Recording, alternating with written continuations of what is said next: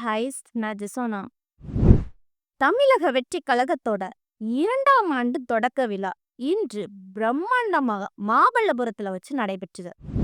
இந்த விழால நம்ம விஜய் அண்ணா ரொம்ப பேச மாட்டாங்க. கிட்டத்தட்ட ஒரு 1/2 மணி நேரம் தான் பேசியிருப்பாங்க. அந்த 1/2 மணி நேரத்துல எத பத்தி அதிகமா சொல்லியிருந்தாங்க, அதாவது முக்கியமான பாயிண்ட் எடுத்து தான் நம்ம பேசப் போறோம். அதுல என்னென்னலாம் பேசியிருந்தாங்க, ஹைலைட் பாயிண்ட் அத நம்ம பார்க்கலாம். முதல் ஹைலைட் பாயிண்ட் என்ன அப்படின்னு பார்த்தீங்கன்னா, இப்போ ஆளும் அரச எதிர்த்து நம்ம தளபதி விஜய் அண்ணா பேசியிருந்தாங்க. அடுத்த பாயிண்ட் என்ன அப்படின்னு பார்த்தீங்கன்னா, முக்கியமானது மும்மொழி கொள்கை அப்படின்னு சொல்லிட்டு ஒரு விஷயம் போயிட்டு இருக்குதுல்ல, அந்த மும்மொழி கொள்கையை எதிர்த்தும் பேசியிருந்தாங்க. அடுத்ததா அப்படின்னு பார்த்தீங்கன்னா, மாநில அரசு மத்திய அரசும் மக்கள்கிட்ட நடிச்சுட்டு இருக்காங்க அப்படின்னு சொல்லிட்டு ஒரு சில விஷயம் பேசியிருந்தாங்க. அதுக்கப்புறம் என்ன பேசியிருந்தாங்க அப்படின்னு பார்த்தீங்கன்னா, அவங்க கட்சிக்கு வரக்கூடிய பிரச்சனைகள் என்னென்னலாம் அத பேசியிருந்தாங்க. அதுக்கப்புறம் பார்த்தோம்னா, நம்ம விஜய் அண்ணா இவ்ளோ பேசியிருந்தாங்கல்ல, விஜய் அண்ணா பேசியது மக்களுக்கு பிடிச்ச மாதிரி இருந்துச்சா? விஜய் அண்ணா பேசினது சரியானதா? இதெல்லாம் பத்தி தான் இந்த வீடியோல பார்க்க போறோம். இந்த வீடியோக்குள்ள போறதுக்கு முன்னாடி, இந்த வீடியோ பத்தின கருத்து ஏதாவது உங்களுக்கு இருந்துச்சுன்னா, கமெண்ட்ல தெரிவிங்க. ஏன்னா உங்களுடைய கமெண்ட்ட பார்த்து, நாங்க நெக்ஸ்ட் வீடியோ பெஸ்ட்டா எடுக்கிறதுக்கு யூஸ்ஃபுல்லா இருக்கும். ஏன்னா இந்த அரசியல்ல மட்டும்தான் வித்தியாசமான ஒன்றை நம்ம பார்க்கலாம். யார் யாரை எப்போ எதிர்ப்பாங்கன்னே நமக்கு தெரியாது. யார் யாரை எப்போ ஆதரிப்பாங்கன்னே நமக்கு தெரியாது. அதை கணிக்கவே முடியாது. பாயிண்ட்ல பேசியிருந்தாங்க. அதாவது என்ன பேசியிருந்தாங்க, அரசியல்னாலே வேற லெவல் தானே. அதாவது இந்த அரசியல்ல யார் யாரை எதிர்ப்பாங்கன்னே தெரியாது. யார் யார ஆதரிப்பாங்கன்னு நமக்கு தெரியாது. அப்படின்னு ஒரு சில விஷயங்கள் பேசியிருந்தாங்க. பட் விஜய் அண்ணா இதுல பேசினது கரெக்ட் தான். ஏன் அப்படின்னு பார்த்தோம்னா, நம்ம தளபதி விஜய் அண்ணா அரசியலுக்கு வரதுக்கு முன்னாடி நல்லா நோட் பண்ணுங்க. அரசியலுக்கு வரதுக்கு முன்னாடியே நான் அரசியலுக்கு வரப்போகுதுன்னு சொல்லிட்டாங்க. எனக்கு அரசியல் ஃபீல்ட்ல வரணும் அப்படின்னு. இது மக்கள் மத்தியில அதிகமா பரபரப்பா பேசப்பட்டுச்சு. அப்போ அந்த டைம்ல என்ன ஆச்சு அப்படின்னு பார்த்தீங்கன்னா, நம்ம சீமான் அண்ணா என்ன பண்ணிட்டாங்க அப்படின்னு பார்த்தீங்கன்னா, என் தம்பி விஜய் நான் அரசியலுக்கு வந்தாங்கன்னா, நான் சப்போர்ட் பண்ணுவேன். என் தம்பி என்ன சொன்னாலும் நான் கேட்பேன். என்ன பண்ணாலும் என் தம்பி தான் அப்படின்னு சொல்லிக்கிட்டு ஃபுல்லா தம்பி தம்பின்னு தான் பேசிட்டு இருந்தாங்க. சரி, அப்புறவு விஜய் அண்ணா என்ன நினைச்சுட்டாங்க, நாம் தமிழர் கட்சி சார்பா நமக்கு சீமான் அண்ணா நம்மளுக்கு சப்போர்ட்டிவா இருப்பாங்க. நமக்கு கட்சி பத்தி என்னதே தெரியாது. இது புது ஃபீல்டு அப்படின்னு சொல்லிட்டு இருந்தாங்க. நம்ம என்னைக்கு தளபதி விஜய் அண்ணா முதல் மாநாடு நடத்துனாங்களோ, அதுல மத்த கட்சிகள பத்தி கொஞ்சம் தாக்கி பேசியிருந்தாங்க. அரசியல்னாலே இதெல்லாம் ஒரு சாதாரண விஷயம் தான்.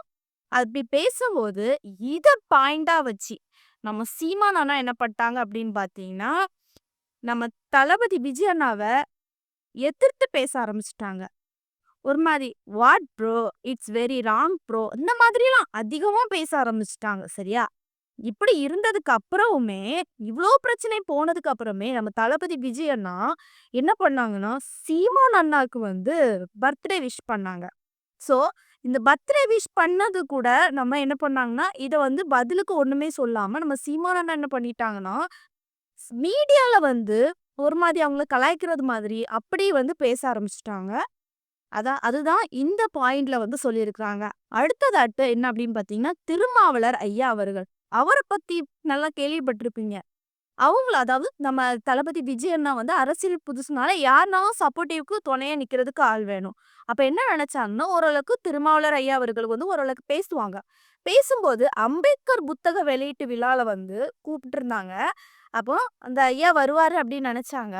பட் வரல. வராம என்ன பண்ணிட்டாங்கன்னா, நம்ம தளபதி விஜய் அண்ணா அங்க பேசியிருந்தாங்க. ஒரு விஷயம் அதாவது அரசியல் பத்தி பேசியிருந்தாங்க. ஆதவ் அர்ஜுனா அவங்களும் பேசியிருந்தாங்க. அ இந்த மாதிரி விஷயங்கள் அங்க அம்பேத்கர் புத்தக வெளியீட்டு விழால பேசினத, இங்க திருமாவளர் ஐயா அவர்கள் என்ன பண்ணிட்டாங்கன்னா, இவங்கள தாக்கி பேசிட்டாங்க. அதாவது அவங்க நம்ம ஆதவ் அர்ஜுனா அவங்க வந்து திருமாவளர் கட்சியில உள்ளவங்க. இத பார்த்துக்கிட்டு 6 மாசம் ஆதவ் அர்ஜுனாவே இடைநீக்கம் பண்ணாங்க. அந்தால தான் என்ன பண்ணிட்டாங்க, ஆதவ் அர்ஜுனா அவங்க, "நீங்க என்னத்துக்கு இடைநீக்கம் பண்ணணும்? நானே பண்ணிட்டு போறேன்னு" சொல்லிட்டு மொத்தமா இடைநீக்கம் பண்ணிட்டு போயிட்டாங்க. அதாவது மொத்தமா கட்சிய விட்டே போயிட்டாங்க. போய் என்ன பண்ணிட்டாங்கன்னா, நம்ம தளபதி விஜய் அண்ணா கட்சியில சேர்ந்துட்டாங்க. இத நம்ம போன வீடியோல அதாவது நம்ம சேனல ஓப்பன் பண்ணி பார்த்தாலே தெரிஞ்சிருக்கும். சர்ச் பண்ணி பாருங்க. நம்ம வீடியோ போட்டிருப்போம். எத குறித்துனா, யார் யார் எந்த டைம்ல வந்து எதிர்ப்பாங்களும் தெரியாது. யார் யார் எந்த டைம்ல வந்து சேருவாங்களும் தெரியாது. அத குறித்து தான் நம்ம தளபதி விஜய் அண்ணா இந்த பாயிண்ட்ட வந்து பேசியிருந்தாங்க. அரசியலுக்கு யார் வேணாலும் வரலாம். அது வந்து ஒரு ஜனநாயக உரிமைன்னு சொல்லுவாங்க. ஆனா மக்களுக்கு ரொம்ப ரொம்ப பிடிச்சு போன ஒருத்தன் அரசியலுக்கு வரான்னா, அதை கண்டிப்பா நல்லவங்க எல்லாம் வரவேற்பாங்க. ஆனா ஒரு சில இந்த அதிகார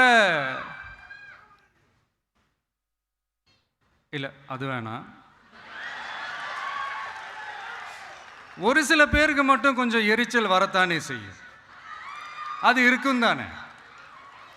என்னடா இவன் திடீர்னு ஒருத்தன் என்ட்ரி கொடுத்துட்டானே, இது வரைக்கும் நாம சொன்ன பொய்யெல்லாம் நம்பிக்கிட்டு மக்கள் நமக்கு ஓட்டு போட்டுக்கிட்டு இருந்தாங்களே. அதாவது இதுல என்ன எக்ஸாம்பிள் சொல்லணும் அப்படின்னு பார்த்தீங்கன்னா, நம்ம தளபதி விஜய் அண்ணா திடீர்னு படத்துல இருந்து ஏற்கனவே மக்கள் மத்தியில வந்து அதிக ஒரு ஃபேமஸான ஒரு ஆக்டர். அவங்க திடீர்னு அவங்களுடைய மக்கள் படைகள தூக்கி கூட்டிட்டு இங்க வாராங்க. அரசியலுக்கு வாராங்க. அப்போ நம்ம தளபதி விஜய் அண்ணாவுக்கு அரசியல் படைபலம் வந்து அதிகமா ஆயிடுச்சு. அதாவது பின்னாடி மக்கள் அதிகமா இருக்குறாங்க. இப்ப இப்படி ஒரு பக்கம் இருக்க, புதுசா ஒரு கட்சிய தொடங்கி அவங்களுடைய படைகள திரட்டிட்டாங்க. இத பார்த்து எதிர்க்கட்சிக்கு வந்து காண்டாக தானே செய்யும். ஏன் அப்படின்னு பார்த்தீங்கன்னா, எதிர்க்கட்சியிலருந்து அதாவது பெரிய கட்சிகளா இருந்தாலும் சரி, சின்ன கட்சிகளா இருந்தாலும் சரி, பல வருஷமா அரசியல்ல இருக்குறாங்க.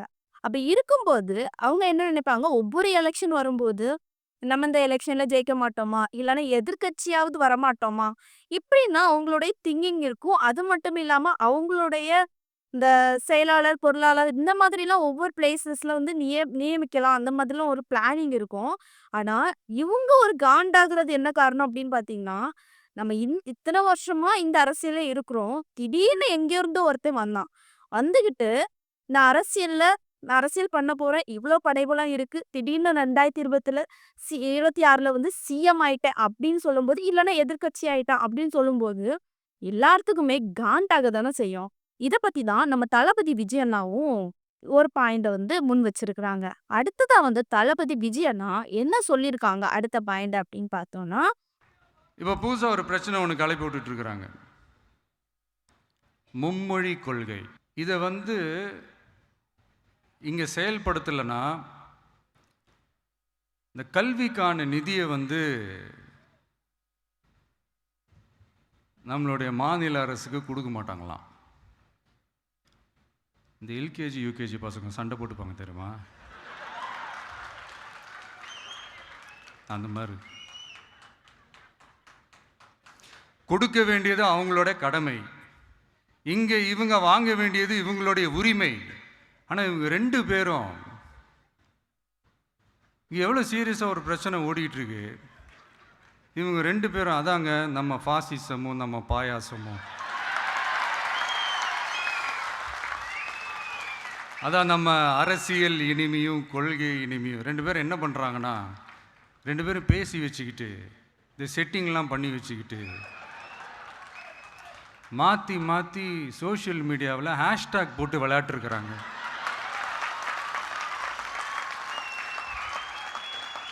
இங்கே என்ன நடந்துகிட்டு இருக்கு? அடுத்ததா நம்ம தளபதி விஜய் அண்ணா மும்மொழி கொள்கை அப்படின்னு பத்தி ஒரு பாயிண்ட் வந்து பேசினாங்க. சோ இது வந்து முக்கியமா பேசப்படுற ஒரு விஷயம் தான். அதாவது நம்ம மக்களுக்காக. எதனால அப்படின்னு பார்த்தீங்கன்னா, மும்மொழி கொள்கை வந்து கொண்டு வரணும் அப்படின்னு வந்து ஒரு பேச்சு. அதாவது 3 மொழி வந்து கட்டாயம் கத்துக்கணும் அப்படின்னு வந்து சொல்லியிருக்காங்க. ஏற்கனவே 2 மொழி தான் கட்டாயம் கத்துக்கணும் அப்படின்னு. அதாவது தமிழ், இங்கிலீஷ். இப்போ இங்கிலீஷும் இந்த ஹிந்தி மொழியும் கட்டாயம் கத்துக்கணும் அப்படின்னு வந்து சொல்லியிருக்கிறாங்க. யார் சொல்லியிருக்காங்க அப்படின்னு பார்த்தீங்கன்னா, மத்திய அரசு. அதாவது மத்திய அரசு யார்கிட்ட இருக்குது? மோடி அவங்ககிட்ட. மாநில அரசு யார்கிட்ட இருக்கு? நம்ம ஸ்டாலின் அண்ணா அவர்கிட்ட. ஸோ, இப்போ மத்திய அரசு என்ன சொல்லியிருக்குன்னா, மும்மொழி கட்டாயம் இருந்தா மட்டும் தான் நான் கல்விக்கான நிதி உதவி குடுப்பேன் அப்படின்னு சொல்லிட்டு ஒரு விஷயத்த பேசியிருக்காங்க. இப்போ இந்த மாதிரி ஒரு பிரச்சனை வந்து மீடியால வந்து அந்த அளவுக்கு ரொம்ப பெருசா வந்து பேசப்பட்டுட்டு இருக்குது. இப்படி இருக்க பட்சத்துல, இவங்க 2 பேருமே எல்கேஜி பசங்க மாதிரி சண்டை போட்டுட்டு இருக்குறாங்க. இப்படி இருக்க பட்சத்துல விஜய் அண்ணா என்ன சொல்றாங்க அப்படின்னு பார்த்தீங்கன்னா, இவங்க 2 பேருமே எல்கேஜி பசங்க மாரி சண்டை போட்டுட்டு இருக்குறாங்க. அதுக்கப்புறம் வந்து என்ன சொன்னாங்க அப்படின்னு பார்த்தீங்கன்னா, நிதி கொடுக்கிறது அவங்களுடைய கடமை. அதாவது மத்திய அரச பத்தி சொன்னாங்க. வாங்க வேண்டியது இவங்களோட உரிமை. அதாவது மாநில அரச பத்தி சொல்லிட்டு இருந்தாங்க. சரியா? இவங்க 2 பேருமே பாசிசம், பாயாசம் அப்படின்னு வந்து சொல்லியிருந்தாங்க. ஒரு விஷயத்த சொல்லி முடிச்சுட்டு, இவங்க பேசி வச்சுக்கிட்டே, செட்டிங் எல்லாம் பண்ணி வச்சுக்கிட்டு, சோசியல் மீடியால இந்த மாதிரி ஹேஷ்டேக் போட்டு விளையாடிட்டு வராங்க அப்படின்னு வந்து சொல்லியிருந்தாங்க. அத யாரு குறிப்பிட்டு சொல்லியிருந்தாங்க அப்படின்னு பார்த்தீங்கன்னா, நம்ம அண்ணாமலை அண்ணா அவங்களும், நம்ம உதயநிதி ஸ்டாலின் அண்ணா அவங்களும் தான் பேசியிருந்தாங்க. ஏன்னா, இப்ப ரீசென்ட்டா கூட நம்ம போன வீடியோல பார்த்திருப்போம். ஹேஷ்டேக் சண்டை போட்டுட்டு இருந்தாங்க. அதாவது கெட் அவுட் மோடி அப்படின்னு சொல்லிக்கிட்டு ஒரு ஹேஷ்டேக் போட்டு சண்டை. இத குறித்து நம்ம அண்ணாமலை அண்ணா வந்து, "நீ கெட் அவுட் மோடி சொல்லு. எவ்வளோ நாளும் சொல்லிக்கோ. எனக்கு பிரச்சனை கிடையாது. நான் நாளைக்கு காலையில 6 மணிக்கு கெட் அவுட் ஸ்டாலின் சொல்லிட்டு போடுவேனே!" அப்படின்னு வந்து சொல்லி 2 பேத்துக்குள்ளயுமே சண்டை போட்டுட்டு இருந்தாங்க. ஹேஷ்டேக் வச்சு. சரியா? இப்போ இவங்க 2 பேருமே இந்த மாதிரி சண்டை போட்டுக்கிட்டே பண்றது, இதெல்லாம் நடிப்புன்னு யார் சொல்றாங்க? தளபதி விஜய் அண்ணா வந்து சொல்றாங்க. இவங்க 2 பேருமே சண்டை போடுவாங்களாம். அப்புறம் பேசுற மாதிரி பேசுவாங்களாம். அப்புறம் இந்த மாதிரி ஹேஷ்டேக் மூலமா சண்டை போடுவாங்க. அப்படின்னு சொல்லிட்டு நெறைய விஷயங்கள் வந்து கேள்வி வச்சிருந்தாங்க. அதுக்கப்புறம் தளபதி விஜய் அண்ணா ஸ்டைலா ஒரு விஷயம் சொன்னாங்க. "What bro! It's very wrong bro" அப்படின்னு வந்து ஒரு இங்கிலீஷ் வேர்டையும் இதில் நடுவுல வந்து என்ன பண்ணாங்கன்னா சொல்லியிருந்தாங்க. அதுக்கு அடுத்ததாட்டு நம்ம தளபதி விஜய் அண்ணா வந்து கொஞ்சம் ஃபன் பண்ற மாதிரி கொஞ்சம் ஒரு சின்ன விஷயம் வந்து பேசியிருந்தாங்க. அப்படி என்ன பேசியிருந்தாங்க அப்படின்னு பார்த்தீங்கன்னா, இவங்க 2 பேரும் சண்டை போட்டுட்டு இருக்க நடுவுல, அதாவது ஹேஷ்டேக் போட்டு சண்டை போட்டுட்டு இருக்க நடுவுல, நம்ம பசங்க, அதாவது தளபதியோட ஃபேன்ஸ் கூட சொல்லலாம். நம்ம பசங்க போயி, அது நடுவுல போய் என்ன பண்ணாங்கன்னா, டிவிகே டிஎன் அப்படின்னு சொல்லிட்டு கமெண்ட் பண்ணிட்டு வர்றது மாதிரியும் கொஞ்சம் ஃபன்னியா சிரிச்சுட்டு சொல்லியிருந்தாங்க. இந்த மாதிரி சம்பவம் அதுல நடந்துட்டு இருக்குது அப்படின்னு வந்து சொல்லிட்டு இருந்தாங்க. கடைசியா தளபதி விஜய் அண்ணா என்ன சொல்லியிருந்தாங்க அப்படின்னு பார்த்தீங்கன்னா, நம்ம ஊரு சுயமரியாதை ஊரு. நம்ம எல்லாரையுமே மதிப்போம். ஆனா, சுயமரியாதையே நம்ம எதுக்காகவும், யாருக்காகவும் விட்டு கொடுக்க மாட்டோம் அப்படின்னு வந்து சொல்லியிருந்தாங்க. இது வந்து எதுக்கு சொல்லியிருந்தாங்க அப்படின்னு பார்த்தீங்கன்னா, அதாவது இந்த மும்மொழி கொள்கை. இத சார்ந்து தான் சொல்லியிருந்தாங்க. இது எதுக்கு சொல்லியிருந்தாங்க அப்படின்னு பார்த்தீங்கன்னா, மும்மொழி கொள்கை. அத பத்தி தான் சொல்லியிருந்தாங்க. இப்ப எடுத்துக்காட்டா சொல்லணும் அப்படின்னு பார்த்தீங்கன்னா, அதாவது இந்த ஒருத்தங்களுக்கு எந்த மொழி கத்துக்கணும்னு விருப்பம் இருந்துச்சுன்னா கத்துக்கலாம். 3 மொழியா இருந்தாலும் சரி, 4 மொழியா இருந்தாலும் சரி, பல மொழிகளையும் கத்துக்கலாம். விருப்பம் இல்லன்னா கத்துக்காண்டாம். இத கத்துக்கணும் அப்படின்னு சொல்லிக்கிட்டு யார் மனசுலயும் திணிக்கக் கூடாது. அதாவது ஹிந்தி மொழிய வந்து கட்டாயம் கத்துக்கணும் அப்படின்னு வந்து சொல்றாங்கல்ல, அததான் சொல்லியிருக்காங்க. இத வந்து திணிக்காதீங்க அப்படின்னு வந்து கடைசியா சொல்லி முடிச்சுட்டு அவங்க உரைய முடிச்சிருந்தாங்க. இப்போ தளபதி விஜய் அண்ணா இந்த பாயிண்ட்ஸ் எல்லாம் மக்களுக்காக இந்த மாதிரி விஷயங்கள் பேசியிருக்காங்கல்ல. அதாவது அரசியல பத்தி நமக்காக தான் பேசியிருந்தாங்க. நமக்கு இன்னும் புரியணும் அந்த மாதிரி தான் பேசியிருந்தாங்க. 2026ல எலெக்ஷன் வருது.